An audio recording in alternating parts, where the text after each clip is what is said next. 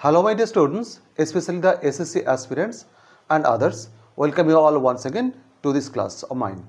Actually আজকের এই ক্লাসটা হচ্ছে ওড টু দ্য ওয়েস্ট উইন্ডের উপরে সেকেন্ড ক্রিটিক্যাল অ্যানালিসিসের ক্লাস। আর্লিয়ার যে ক্লাসটা ছিল সেখানে আমরা প্রথম দুটো স্ট্যাঞ্জা কভার করেছিলাম। আজকে চেষ্টা করছি পুরো কবিতাটাকে ফিনিশ করে দেওয়ার। So let's move on to the text analysis. আমরা থার্ড স্ট্যাঞ্জা যেখানে শুরু করছি এখানে কী রয়েছে এটা দেখে নেওয়া যাক। Thou who didst awaken from his summer dreams the blue Mediterranean, where he lay lulled by the coil of his crystalline streams. Thou, তুমি হচ্ছে সেই, who didst awaken, যে জাগিয়ে তোলো, from its summer dreams, সামারের সময় মোটামুটি যে সমস্ত সাগর বা সমুদ্র থাকে ইউরোপিয়ান সার্কেলে বা ইংলিশ সার্কেলে, সেখানে আমরা দেখি কি না ওখানে জল মোটামুটি স্থির থাকে, কারণ তখন কোনো জোরালো বাতাস থাকে না, ফলে খুব জোরালো ঢেউ ওঠার কোনো সম্ভাবনাও নেই। তাই ওই সময় সমুদ্রগুলো যেন ঘুমিয়ে পড়ে আর ড্রিমি স্টেটে চলে যায়।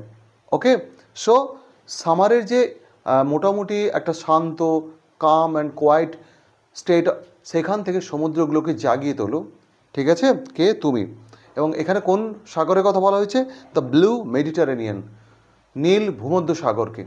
ভূমধ্য সাগরের জলটা অপেক্ষাকৃত একটু স্বচ্ছ এবং ব্লুইশ কালারে, তো সেই জন্য বলা হচ্ছে you are that very presence or that very authority or agent who wakes up the blue Mediterranean from its dream like state. অর্থাৎ তুমি হচ্ছে সেই যে ভূমধ্য সাগরকে তার নিদ্রাচ্ছন্ন বা তন্দ্রাচ্ছন্ন অবস্থা থেকে জাগিয়ে তোলো। হোয়ার হি লে, যেখানে সে শুয়েছিল, কে? ভূমধ্য সাগর, যেখানে ঘুমিয়েছিল। Lulled by the coil, lulled মানে আমরা জানি কয়েল ন্যাচারালি ঘুম পাড়িয়ে দেওয়া হয়েছে এরকম অবস্থা। So who was made asleep by the coil of his crystalline streams. Actually coil মানে হচ্ছে এখানে whirling movement of the water of the crystalline streams. ভূমধ্য সাগরে যে সমস্ত নদীগুলো এসে মিশেছে তাদের বেশিরভাগ জলেই কিন্তু পলি কম থাকে, আর সেই জন্য ভূমধ্য সাগরের জলটাও অনেক বেশি স্বচ্ছ থাকে এবং অনেক বেশি ব্লুইশ দেখায়। তো সেই জন্য বলছে ওদের যে স্ট্রিমগুলো, যে নদীগুলো এসে মিশেছে, অথবা ওখানে যে জলস্রোত যেটা সমুদ্রের ওয়াটার কারেন্টস থাকে, সেগুলো অনেকটা ক্রিস্টালাইন স্বচ্ছ, তার দ্বারা তুমি যেন লাল্ড হয়েছিলে। You are made asleep lulled by the coil, অর্থাৎ একটা সার্কুলার হোয়ারলিং মুভমেন্ট জলস্রোতে, যেখানে ওই ভূমধ্য সাগরের যে জায়গাটার কথা বলা হচ্ছে, আসবো এখানটাতে, beside the Pamis Isles of Bayas Bay. Actually Baiae's bay যেটা রয়েছে, নেপলস বলে যে ইতালির শহরটা রয়েছে তার পশ্চিম দিকে অবস্থিত একটা উপসাগর টাইপের অংশ। এবং সেখানে হতো কি ওই সময়, অর্থাৎ মোটামুটি মধ্যযুগের যে সমস্ত লর্ডস অ্যারিস্টোক্রেটস, তারা ওখানে তাদের রিক্রিয়েশন সমস্ত বাংলো তৈরি করতো। তো সেই সমস্ত যে প্যালেসেস বা রিক্রিয়েটিভ যে সমস্ত জায়গা, সেই জায়গাগুলোতে দেখা যেত কি না বিভিন্ন রকম অনৈতিক কাজকর্ম, ইমরাল অ্যাক্টিভিটিস চলতো, ঠিক যেরকম আমাদের এখানে জমিদারদের বাগান বাড়িতে চলতো। সেই সমস্ত প্যালেসগুলো পরবর্তী সময়ে যখন সমুদ্রের জলতলের একটা চেঞ্জ ঘটে বা ভূমিরূপের বদল ঘটে, ভূমি ওখানে একটু বসে যায়, তখন হয় কি না এই পুরো শহরটা বা ওই সমস্ত স্ট্রাকচারগুলো জলের নিচে চলে যায়। কিন্তু সেই প্যালেসগুলো বা সেই বাড়িঘরগুলো এখনও ওখানে আছে। তো সেখানে কি বলছে দেখো, যে lulled by the coil of his crystalline streams, স্বচ্ছ জলের যে সমস্ত ওখানে কয়েলিং মুভমেন্টস, তার দ্বারা তুমি যেন ঘুমিয়ে পড়েছিলে, তোমাকে ভূমধ্য সাগর যেন ঘুমিয়ে পড়েছিল, তাকে তুমি জাগিয়ে তোলো। কোথায় ঘুমিয়ে পড়েছিল? বিসাইড আ পামিস আইল, পোরাস বা আগ্নেয় শিলা দিয়ে তৈরি হওয়া, কারণ অ্যাকচুয়ালি নেপলসের ওই জায়গাটা ওটা ফেমাস বা ফেমাস ফর ভলকানিক ইরাপশান। তো সেখানে একসময় প্রচুর ভলকানিক ইরাপশান হয়েছে, এটা অবশ্য অনেক আগে, এবং সেই জন্য এখানকার যে দ্বীপ টিপগুলো ওখানে ভূমিরূপ, ওখানে আমরা দেখি কি আগ্নেয় শিলা বা পামিস যাকে বলি আমরা, তো তার দ্বারা তৈরি। তো বিসাইড এ পামিস আইল ইন বেইয়াস বে, ওকে, অ্যান্ড শ, এবং ভূমধ্য সাগর যেন দেখে ইন স্লিপ, আমি অ্যাকচুয়ালি বেইয়াস বের রেফারেন্সটা বলে দিয়েছি, এবং ঘুমের মধ্যে দেখে ওল্ড প্যালেসেস অ্যান্ড টাওয়ার, সেই পুরনো সমস্ত প্যালেস, তাদের স্কাই কিসিং যে সমস্ত টাওয়ার্স ছিল, সেগুলো সব ডুবে গেছে সমুদ্রের নিচে। ওকে, টাওয়ারগুলো হয়তো মানে স্কাই কিসিং ছিল না, আমি কথা প্রসঙ্গে বলে ফেললাম। তাদের কিছু টাওয়ার্স থাকতো। টাওয়ার্স বলতে অ্যাকচুয়ালি আমরা দুভাবে ধরতে পারি, যে চিমনি টাওয়ার্স এটাও হতে পারে, আর এমনি কিছু কিছু ক্ষেত্রে মিনারস টাইপ, ঠিক আছে, মিনার টাইপ বা চূড়া টাইপ কিছু হয়তো structure. And saw in sleep old palaces and towers quivering within the waves intenser day.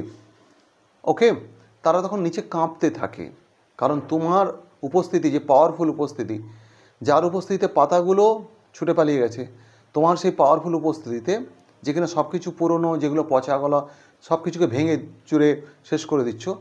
So তুমি একজন মাইটি ডেস্ট্রয়ারের ভূমিকায় যখন আসছো, তখন তোমার উপস্থিতিতে শুধুমাত্র গাছের পাতারা নয়, জলের নিচে অবস্থিত সেই বাড়িঘরগুলো যেন কেঁপে ওঠে। অ্যাকচুয়ালি এখানে একটা সুন্দর সায়েন্টিফিক ফ্যাক্টকে পোয়েটিক্যালি এখানে রেন্ডার করা হয়েছে, সেটা আমি আসছি একটু পরে। কুইভারিং উইদিন দ্য ওয়েভস ইন্টেন্সার ডে। ওয়েভসগুলো, যে ঢেউগুলো সামারে খুব ছোটো ছোটো রিপলস টাইপ বা হয়তো খুব স্মলার ওয়েভস থাকতো বা সেই ফর্মে আসতো, এখন সেগুলো অনেক বড় বড় আসছে, ইন্টেন্স ফর্মে আসছে, intenser days. So this is the time for the waves getting ইন্টেন্সার।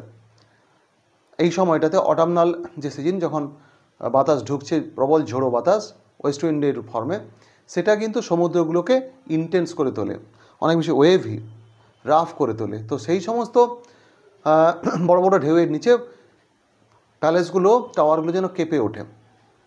Actually এটা বিষয়টা হচ্ছে, সমুদ্রের জল যখন খুব নড়াচড়া করে, স্বচ্ছ জলের নিচে যে সমস্ত জিনিস থাকবে, জলের রিফ্লেকশনের কারণেই সেগুলোকে আমরা কাঁপতে দেখব। জলের যে প্রতিসরণ হয়, এটা আমরা ভালো করে জানি, মানে জলের প্রতিসরণ না, বলা হলো আলোর প্রতিসরণ।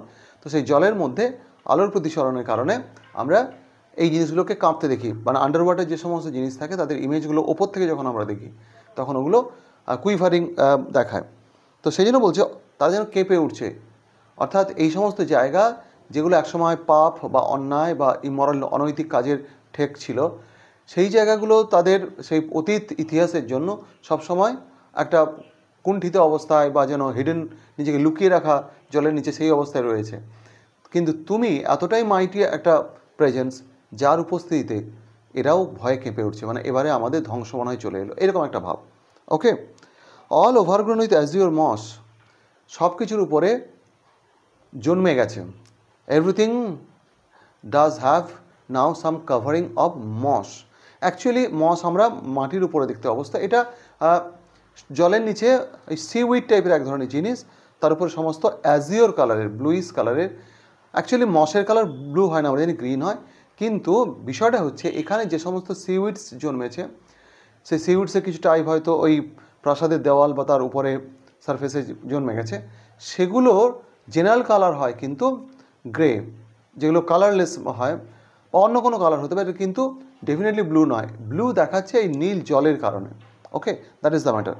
সো স্কাই ব্লু কালারের যে সমস্ত মস, সেগুলো জন্মে গেছে ওই সমস্ত প্যালেস, টাওয়ার্স ইত্যাদির উপরে, Azure moss. And flower so sweet, নিচে কিছু ফুল ফুটেছে। অ্যাকচুয়ালি এটা হচ্ছে সিউইডসের হয়তো ফুল, ফুল হতে পারে, অথবা ফুলের মতো দেখতে তাদের পাতার বিন্যাসগুলো হতে পারে, দ্য ফোলিয়েজ রিজেম্বলিং দ্য ফ্লাওয়ার্স।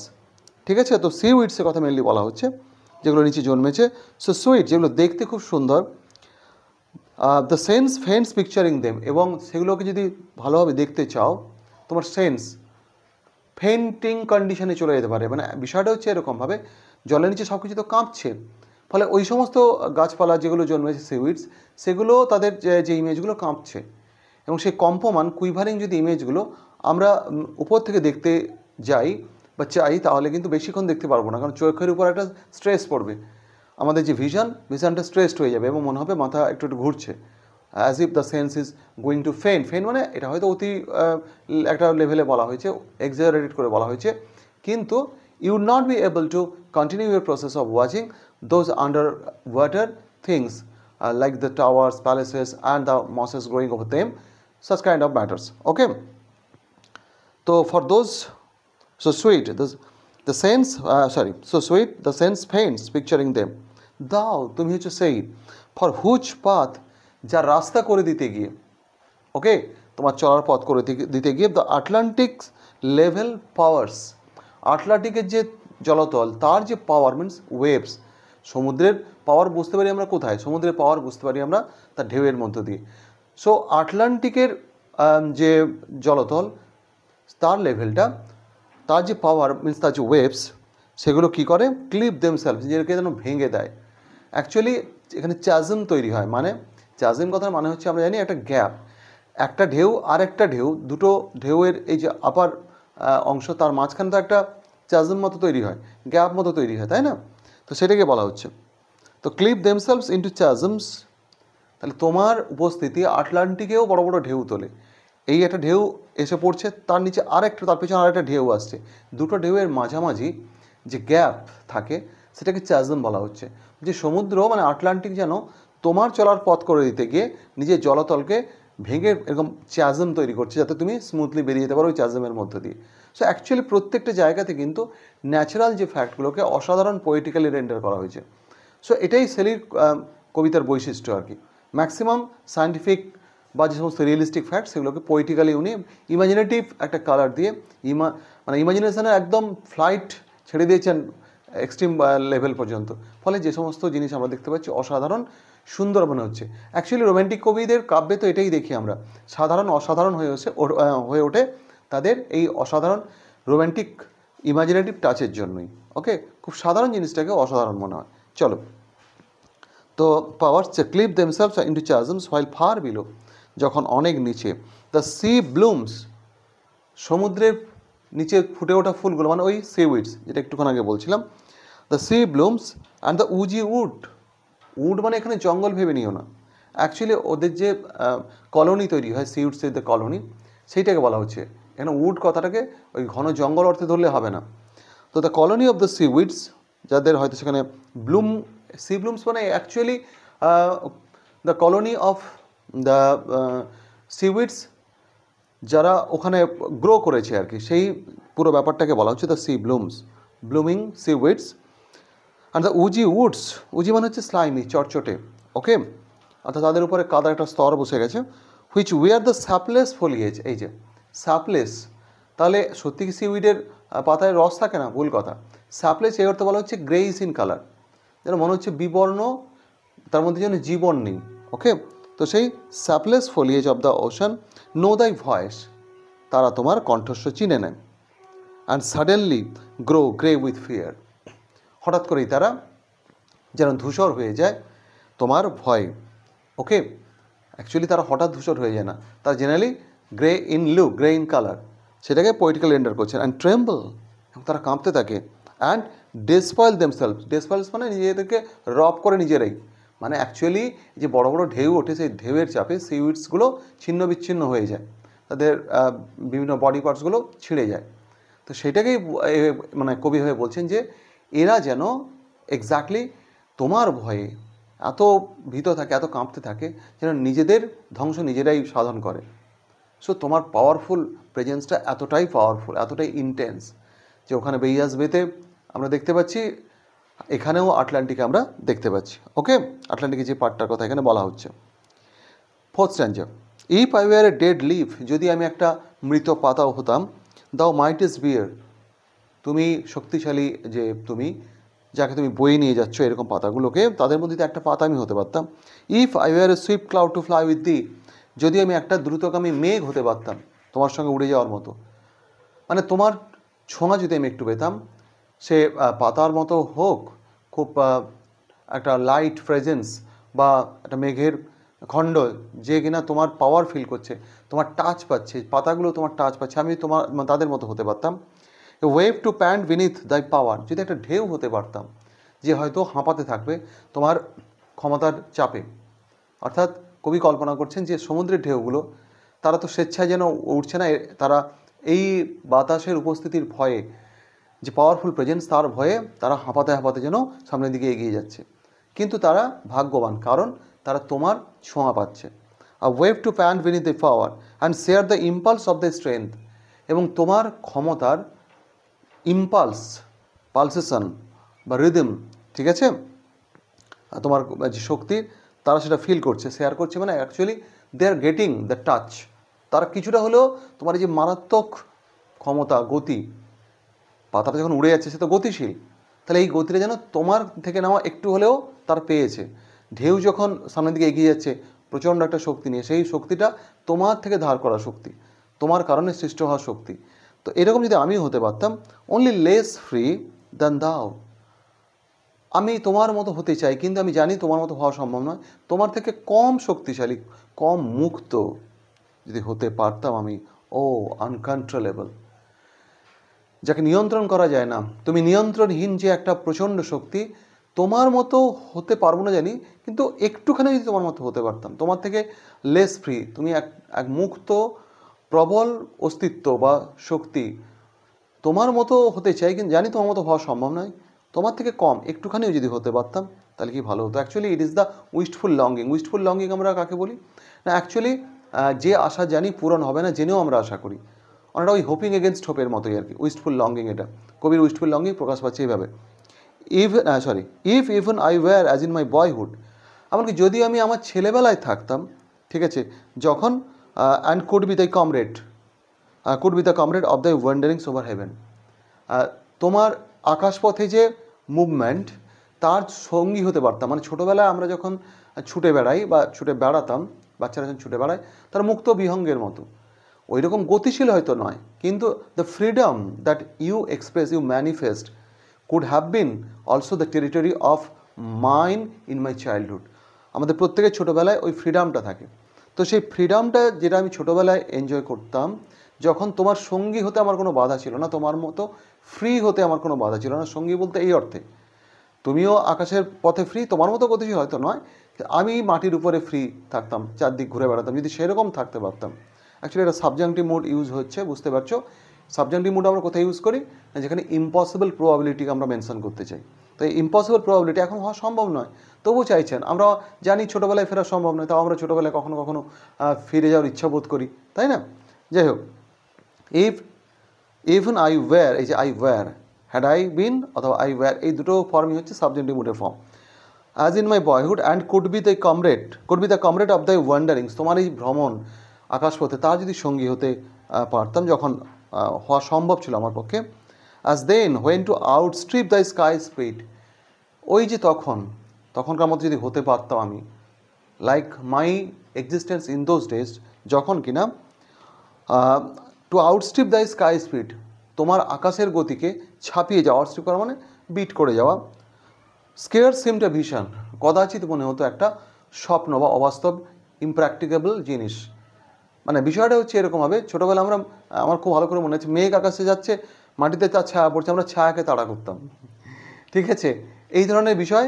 এরকম মানে মাঠে বা রাস্তায় দেখতাম সামনে আকাশে মেঘের খণ্ড যাচ্ছে, সূর্যের আলো তাদের ছায়া ফেলেছে মাটিতে, ওগুলো মেঘের ছায়া ছুটছে, আমরা তার পেছনে ছুটছি। তখন কখনো মনে হতো না যে ওকে আমরা হারাতে পারবো না। তো এক্স্যাক্টলি দেখা যেত কি, যে তখন যখন তোমার আকাশের গতিপথকে বিট করা স্কেয়ারসলি মনে হতো ইম্পসিবল, কদাচিৎ অসম্ভব মনে হতো, তখন সব কিছুই সম্ভব মনে হতো। তোমার সঙ্গে দৌড়ানো, আকাশে গিয়ে দৌড়ানো, বা মাটিতে দৌড়ে দৌড়ে তোমার ওই স্কাই স্পিডকে বিট করে যাব, এটা অসম্ভব বলে মনে হতো না, বা কদাচিৎ অসম্ভব বলে মনে হতো। সেই সময় যদি একবার ফিরতে পারতাম, আমি আবারও বলছি, this is the wistful longing. এটা কেবল শেলির বৈশিষ্ট্য নয়, সমস্ত রোম্যান্টিক কবিদের, এর আগেও আমরা দেখেছি, কিডসকে পড়েছি, সেখানেও একই বিষয় আমরা দেখেছি। ওকে, তো আই উড, ওইখানে পাখির সঙ্গে চলে যেতে চেয়েছেন, তো I would never have striven as thus, আমি এইভাবে কিন্তু চেষ্টা করতাম না। এখানে স্ট্রাইভ, যদিও লড়াই করা আমরা অনেক ক্ষেত্রে স্ট্রাইভ কথা মনে বুঝি, কিন্তু এখানে হচ্ছে চেষ্টা করা। এই চেষ্টা কি ফিজিক্যালি না, এটা মেন্টাল এফার্ট। আমি মনে মনে প্রচুর চেষ্টা করছি তোমার মতো হতে, ঠিক আছে, সেই চেষ্টাটা আমি এখন করতাম না, কারণ আমি জানি ফিজিক্যালি তোমার মতো এখন হতে পারবো না, অন্তত মনের দিক থেকে তোমার মতো ফ্রি ইম্পেচুয়াস হওয়ার চেষ্টা করছি, খুব চেষ্টা করছি, ঠিক আছে। সেই চেষ্টাটা আমি হয়তো করতাম না যদি আমার ছোটোবেলাতে আমি থাকতাম।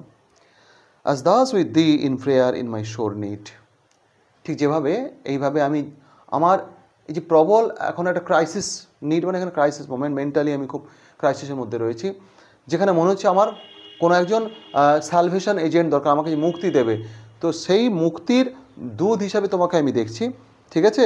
তোমাকে প্রে করছি তোমার কাছে যে আমাকে একটু তোমার ওই গতিটা দাও, তোমার এনার্জি দাও, তোমার স্ট্রেংথটা দাও। এই প্রেয়ারগুলো আমি আমার প্রবল এক ক্রাইসিস মোমেন্টে দাঁড়িয়ে তোমার উদ্দেশ্যে করছি, এবং ঠিক সেই কারণেই করছি, কারণ এখন আমি জানি ফিজিক্যালি আমার পক্ষে ওই রকম সুইফট হওয়া সম্ভব নয়, পাওয়ারফুল হওয়া সম্ভব নয়, ফ্রি হওয়া সম্ভব নয়, অন্তত মেন্টালি ফ্রি হতে চাইছি। তাই আমি তোমার কাছে প্রার্থনা করছি। Okay, oh lift me as a wave, please হাওয়া তুমি আমাকে তুলে ধরো, একটা পাতার মতো তুলে ধরো, ওয়েভ একটা ঢেউয়ের মতো তুলে ধরো, আর লিভ পাতার মতো, আর ক্লাউড একটা মেঘের মতো। অন্তত তোমার কিছুটা টাচ আমাকে দাও, যে কোনোভাবে হোক। আমাকে মেঘ করে দাও, আপত্তি নেই, পাতা করে দাও, আপত্তি নেই, ঢেউ হয়ে যাই আমি, তাতেও কোনো আপত্তি নেই। শুধু তোমার একটু ছোঁয়া আমি পেতে চাইছি। I fall upon the thorns of life, জীবনের কাঁটায় আমি ক্ষতবিক্ষত। বিভিন্ন ক্রাইসিস মোমেন্টস আমাদের পার্সোনাল লাইফেও থাকে, আমাদেরও তখন মনে হয় যে জীবন যেন আমাদেরকে কাঁটা ফোটাচ্ছে। রোম্যান্টিক কবিদের মধ্যে এই টেন্ডেন্সিটা, মানে নিজেদের কষ্ট দুঃখকে একটু যেন এক্সাজারেট করার টেন্ডেন্সি এদের মধ্যে ছিল। এখানে বলছে আমি জীবনে কাঁটায় ক্ষতবিক্ষত, আই ব্লিড, আমি রক্তাক্ত হয়ে যাচ্ছি। আমি কবির সাফারিংটাকে বা তার মেন্টাল অ্যাগনিটাকে কোনোভাবেই আন্ডার ভ্যালু করছি না, কিন্তু ঘটনাটা হচ্ছে এই প্রবলেম আমাদের সবারই, আমরা প্রকাশ করতে পারি না। অ্যাকচুয়ালি কবি আর আমরা যারা না কবি বা অকবি, তাদের মধ্যে ফারাক তো ওটাই যে তারা যেভাবে বলতে পারেন আমরা সেভাবে বলতে পারি না, কিন্তু অনুভব বা অনুভূতির বিষয়টা সবার ক্ষেত্রেই একই। তো এখানে বলছেন কি, I fall upon the thorns of life, I bleed, a heavy weight of hours has chained and bowed. সময়, আমাদের জীবনের যে সময় আমরা কাটিয়ে ফেলেছি, সেই সময় আমাদের উপরে চাপিয়ে দিয়েছে একটা ভারী লোড, আমাদেরকে শৃঙ্খলাবদ্ধ করেছে। আমরা বাঁধা পড়ে যাই, যত আমরা বড় হই, তত বুড়ো হই, তত বেশি বাঁধা পড়ে যাই, যে বাঁধনগুলো আদতে একটা সময় গিয়ে আবার জীবনের শেষ দিকে মনে হবে যে এগুলো কোনো মানেই ছিল না। ঠিক আছে? So a heavy weight of hours, সময়ের একটা ভারী চাপ, হ্যাঁ চেইনড অ্যান্ড বাউট, আমাকে শৃঙ্খলিত করেছে, আমাকে যেন ঝুঁকিয়ে দিয়েছে। ঠিক আছে? সেই অবস্থা থেকে ওয়ান টু লাইক দিয়ে আমাকে করে তোলো তোমার মতো একজন, টেমলেস, যাকে পোষ বানানো যায় না, সুইফট অ্যান্ড গতিশীল অ্যান্ড প্রাউড। প্রাউড বলতে মানে খুব বেশি অহংকারী হতে চাইছেন না, অহংকারী অর্থে যদি আমার মধ্যে কোনো পজিটিভ এনার্জি থাকে, সেক্ষেত্রে আমার যদি সেলফ অ্যাসেসমেন্টটা ঠিক থাকে, তাহলে আমার মধ্যে একটা কেয়ার ফ্রি ভাব থাকবে। আমি পাত্তা না দেওয়ার অ্যাটিটিউড বলছি না, কিন্তু আমি টেন্স থাকবো না, আমি চাপে থাকবো না। যখন আমি নিজের সম্পর্কে কনফিডেন্ট থাকবো, তখন আমার মধ্যে এই ভয়ে ভয়ে থাকা, নিজেকে গুটিয়ে রাখা, এই ব্যাপারগুলো থাকবে না। সেই মানসিক অবস্থাটাকে কবি প্রাউড বলেছেন, যে আমি তোমার মতো মুক্ত হতে চাই। ঠিক আছে? কেমনভাবে মুক্ত হতে চাই? লিটল বিট প্রাউড ওয়েতে। ঠিক আছে? Make me the lyre, now last stanza, আমাকে তোমার বীণা করে তোলো। Actually it is the reference to Aeolian harp, এবং অ্যাওলিয়ান হার্পের রেফারেন্স আমরা ইনার যে লিটারারি যে সমস্ত ক্রিটিসিজম আছে সেখানেও পেয়েছি। তো সেখানে আবার এখানেও দেখতে পাচ্ছি অ্যাওলিয়ান হার্প অ্যাকচুয়ালি প্রাচীনকালে এক ধরনের হার্প তৈরি হতো, বিশেষ করে ক্লাসিক্যাল ওয়ার্ল্ডে, গ্রিসে তো খুব বেশি করে ব্যবহৃত হতো। যে হার্পটা পাহাড়ের কোনো ঢালে এমন অ্যাঙ্গেলে রেখে দেওয়া হতো, যে অ্যাঙ্গেলে কিন্তু বাতাসটা তার মধ্যে দিয়ে গেলে আঙুল ছোঁয়াতে হতো না, বাতাসই যেটাকে বাজাতো, অটোমেটিক একটা দারুণ মিউজিক তুলতো। So that is the harp, ওইটা এক ধরনের বীণা। তো make me the lyre, lyre কথা থেকে লিরিক কথাটা এসছে, এটা অনেকেই তোমরা জানো।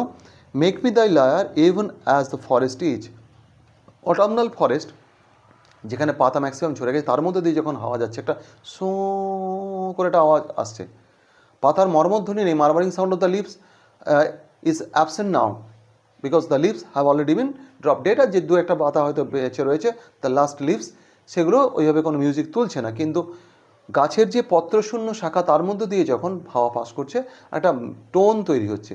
সেই টোনটা অটামনাল টোন, যেটা মনে হচ্ছে কবির কাছে যে জঙ্গলটা যেন একটা হার্পের মতো কাজ করছে, বা গাছপালাগুলো যেন অ্যাওলিয়ান হার্পের মতো কাজ করছে, যার মধ্যে দিয়ে হাওয়া যখন যাচ্ছে তখন একটা মিউজিক তো দারুণ সৃষ্টি হচ্ছে।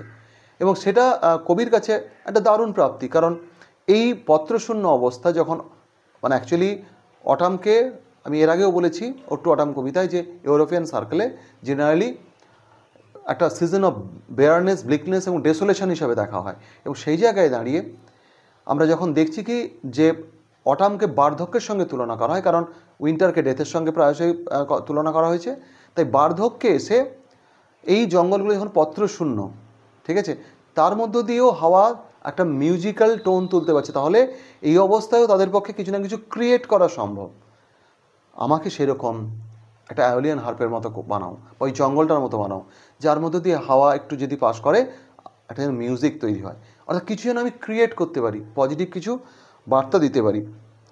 Make me the lyre even as the forest is, ঠিক যেরকম জঙ্গলটা তোমার লায়ারের মতো কাজ করছে, অ্যাওলিয়ান হার্পের মতো, আমাকে সেরকম করো।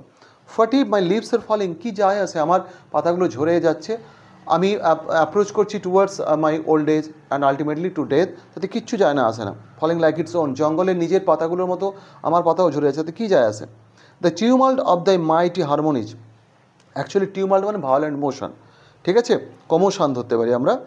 তোমার যে মাইটি হারমোনিজ, শক্তিশালী যে music, okay, will take from both a deep autumnal tone, বাতাসের মধ্যে একটা হারমোনি রয়েছে, বাতাস অ্যাপারেন্টলি হয়তো এলোমেলো বইছে, কিন্তু সেও একটা মিউজিক তৈরি করছে। সেই মিউজিকটা হচ্ছে সর্বত্র সমানভাবে পাওয়ারফুল থাকার একটা হারমোনিয়াস মিউজিক, যেখানে যাচ্ছে সেখানে কিছু না কিছু একটা ক্রিয়েট করছে, ওখানে ঢেউ তৈরি করছে, এখানে দেখা যাচ্ছে একটা মিউজিক্যাল সাউন্ড তৈরি করছে, এখানে দেখা যাচ্ছে মানে যেখানেই যাচ্ছে, আকাশে সাগর যেখানেই যাচ্ছে, মাটিতে সর্বত্র সে কিছু না কিছু ক্রিয়েট করে যাচ্ছে, পজিটিভ কিছু। তো তোমার উপস্থিতি আমি জানি জঙ্গল এবং আমার কাছ থেকে, উভয়ের কাছ থেকেই একটা হারমোনি তৈরি করতে পারবে, কারণ তোমার প্রেজেন্সটাও harmonious. Will take from both a deep autumnal tone, কারণ তোমার মধ্যে সেই পাওয়ার রয়েছে, মাইট রয়েছে, তুমি পারবে। অ্যাকচুয়ালি যে মানুষগুলো পজিটিভ মানুষ, যে মানুষগুলোর মধ্যে পজিটিভ ভাইব রয়েছে, মানে তারা প্রচণ্ড রকম পজিটিভ ওয়েতে বাঁচেন, তাদের সঙ্গে কিছুক্ষণ সময় কাটালেও একটা পজিটিভ ভাইব আমাদের মধ্যেও চলে আসে। অর্থাৎ সেই রকমভাবে কবি বলছেন যে হে বাতাস, তুমি আমাকে সেইভাবে কিছুটা হলেও করে মানে একটা ছোঁয়া দাও। ওকে, সুইট দো ইন স্যাডনেস, এই মিউজিকটা হয়তো স্যাড মিউজিক হবে, কারণ অটামনাল টোন আমাদের ভার্নাল টোন বা বসন্তের বাসা বা মানে মতো একটা রিজেনারেশন, রেজুভিনেশনের বার্তা নিয়ে আসে না, কিন্তু তাহলেও অটামের তো নিজস্ব একটা বৈশিষ্ট্য রয়েছে, সে কিছু ক্রিয়েট করতে পারছে, এইটার একটা আনন্দ থাকবে।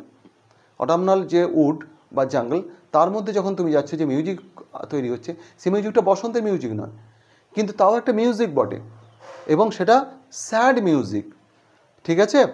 ধরো একজন মানুষ বৃদ্ধ বয়সে, আমি জাস্ট কল্পনা করো যে হরি দিন তো গেল সন্ধ্যা হলো পার করো আমার, এই গানটা গাইছেন, তো এই গানটা স্যাড মিউজিক, কিন্তু আমাদেরকে প্লিজ করে, সেটাই বলছে সুইট দো ইন স্যাডনেস, এটা আমার কাছে সুইট মানে প্লিজিং, যদিও এটা sad, it would be sad, better to say in its tone.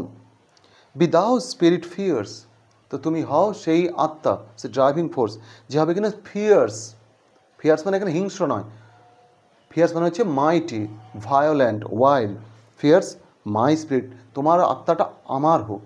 Okay, B দাও মি, তুমি আমি হও না প্লিজ একবার, অর্থাৎ আমি চাই আমি তোমার মতো একবার অন্তত হয়ে দেখি, বা অন্তত আমাকে বানাও তোমার মতো করে please.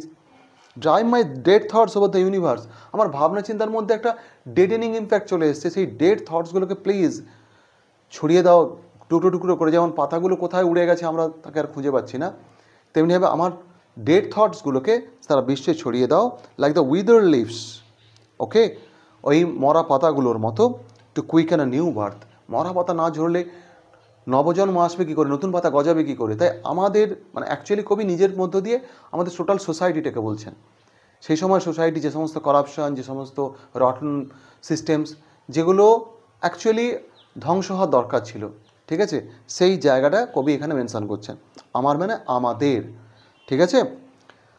So like wither leaves to quicken a new birth and by the incantation of this verse, আমার এই কবিতা হয়ে উঠুক একটা মন্ত্রের মতো, আমার এই কবিতা যেন মন্ত্রোচ্চারণের মতো উচ্চারিত হয়, তার সাহায্যে স্ক্যাটার ছড়িয়ে দাও as from an unextinguished hearth, একটা ফায়ার প্লেস যার হয়তো আগুন নিভে এসছে, তার ছাইটাকে ছড়িয়ে দাও, সেই ছাইয়ের মধ্যে একটু আধটু হয়তো স্ফুলিঙ্গ রয়েছে, সেই স্ফুলিঙ্গ কিন্তু একটা বড় অগ্নিকাণ্ড ঘটিয়ে দিতে পারে।